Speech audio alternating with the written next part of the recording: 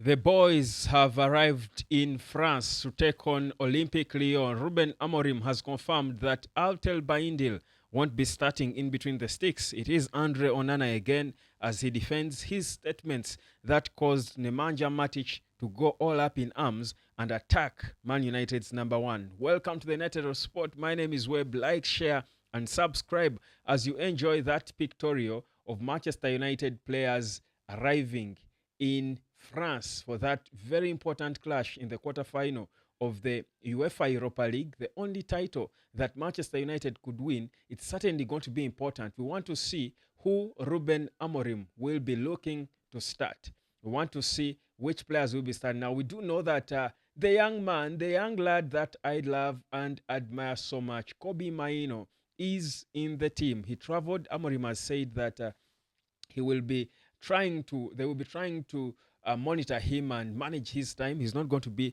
a straight starter. He won't be thrown into the deep end. But first things first, appreciate the new look. I think Amorim spoke to him about starting to feel a bit, hype and big by going into those hairstyles that really don't depict a humble lad. And that's why probably had a haircut almost similar to mine. And boy, doesn't it look good on Kobbie? For me, this is the Kobbie I fell in love with when I just first saw him play for the senior team of Man United. And we are back to him. Trust you me, this is the one who will be close to Zinedine Zidane. Like I keep saying, his calmness can only be compared to Zinedine Zidane. Paul Scholes said the same thing in one of those rare interviews where I speak sense.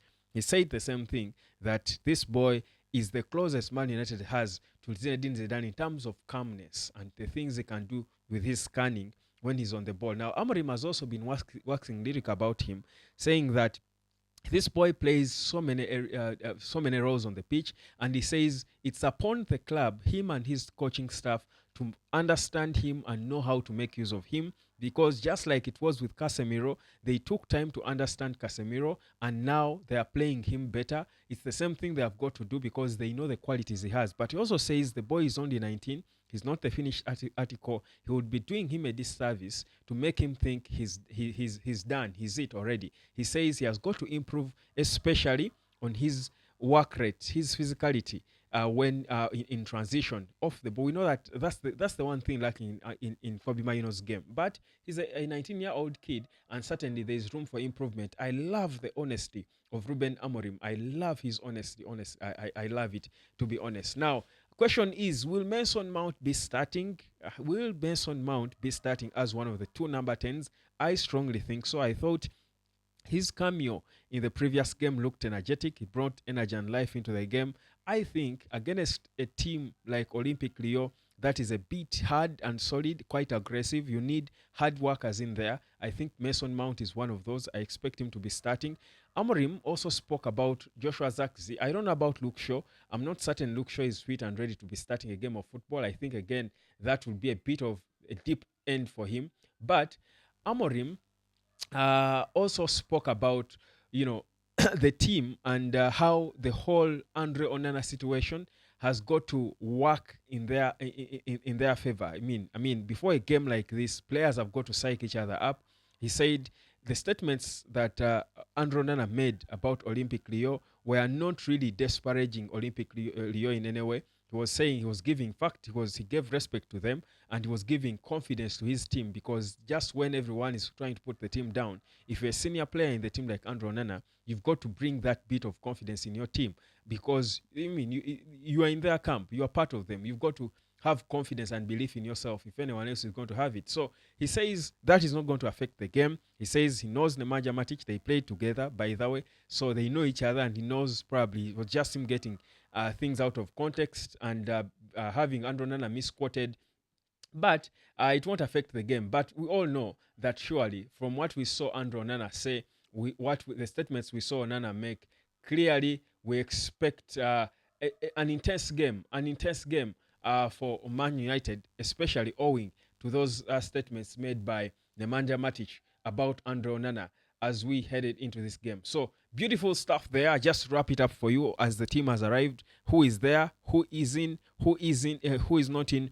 But Andre Onana, at least that's the one confirmed starter for this game. We will be, of course, looking at all the rest later on as we go Of course, we edge closer towards the game. Now, getting proper away from the whole Onana and Nemanja Matic situation that was looking to overshadow the game. I was listening to uh, Diogo Dallo, who was speaking in the pre-match press conference with Ruben Amorim, and he spoke about things we clearly see, the improvements that only Roy Keane pretends not to see. He said, and I've had an interview, I think, on the overlap, where Gary Neville was almost beginning to look sane, saying that, I think, acknowledging a few good things that are done by United and Amorim. But I want to stick to the players because Diogo Dallo himself feels it now that under Amorim, Man United is progressing and heading in the right direction. I think for me, it's a very important thing for the players to seem now that they've got belief in what Amorim is doing. They seem to appreciate. You remember before when reports were flowing in, were coming in from Man United, claiming that players were not happy with the system Amorim was forcing them to play. They were trying to, in fact, discourage him from impacting it on them. Players were trying to convince Amorim to drop his system and perhaps have them play in a more comfortable back four for a system in which we've never seen them play even close to what they are playing now. So meaning, clearly, it was never about the system because honestly, the best football these players have played in my eyes has been under Amorim. The best games I've seen played by Man United have been in the past few weeks under Amorim. The Real Sociedad game, the Arsenal game, we can talk of the Liverpool draw, so many games. Even the goalless draw against Man City for me, we've not carried and flowed like that in a long time. Not in a back four under Eric Ten Hag, not in any other system. So clearly, he demystified the talks that it was the system that was failing the players, and Diogo Dallo is acknowledging it now and is saying he clearly sees that now the team is heading in the right direction. For me, that can be the case study to understand how the players feel about what they're doing. I think players, as Man United players, look like they are now happy and excited and look forward to the next training because they believe they are going to learn something that will make them look better because they don't want to look so bad. You don't want to be playing for Man United, putting on the United badge, but you're the laughing stock of town or of the world of football.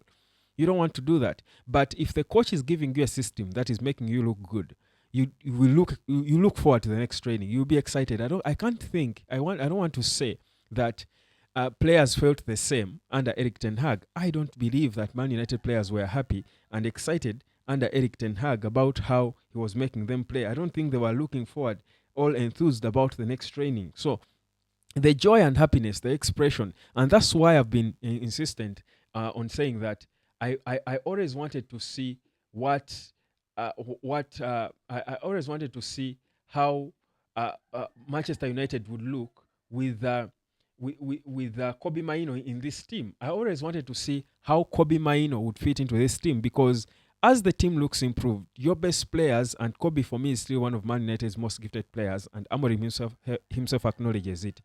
You want to see how they will look in the team. How will this good look team be with your best player on the pitch? Because it doesn't make sense for you to look good without your best player. And that's why even Ahmad being seen in training lately, because Ahmad has been training lately, training well in the gym. He's looking happy and on a proper way back, trying to return to full fitness. I think we saw images of him in the gym. If you haven't seen, I perhaps could show them to you one more time of him working hard in the gym. And for me, this is very important coming at this time because now we will have an idea of how we look with our best with our best players available. So this is Ahmad. That is Ahmad working out in the gym. And when a player starts running to the gym, then the next step is going back on grass and then later training with the rest of, maybe training alone on grass and then later will join the rest of the teammates. So his recovery is moving fast. So if Kobbie and Ahmad, two of Man United's best players, are available in this good team, you want to see how it looks. And I'm excited by that. I'm really, really excited. It's unfortunate that for Lisandro Martinez, it can't happen because Martinez, and people are asking me why I did not include Lisandro Martinez in how Man United will look in the future. But I mean, let's be realistic. We're talking of a guy who is going to be out until 2026. we cannot really plan. Between now, people forget that he's not out until the end of the season. No, he's out until the end of the year. The year, he will return when the next season is ongoing. Remember, the season starts in August. So, June, July, August, uh, uh, uh, uh, he will have about August, September, October, November, December. Will be about 5 months into the season or 6 months into the season. So I don't really want to plan with such a player because you want to give him also time to recover. So that's why I'll drop Aiden Heaven or Lenny Yoro on the left, not not Lisandro. In fact, we will see Diego Leo play football at Man United before he ever see the Butcher again. Now, what are the odds that he's going to return really ready and full and at the levels he was at? Yet we know that his levels were still declining by his standards. So I think realistically, we cannot keep the Butcher in our conversations and plans. That's being really, I think, ahead of ourselves, getting ahead of ourselves and being unrealistic. But the thing is, for me, I love the improvement we are seeing. Now, against Olympic Lyon, I expect an end-to-end game, first of all, but Man United should be able to have the control, especially in the middle. And gone are the days when we used to be worried about who is going to be playing in the middle, where would look not firm in the middle.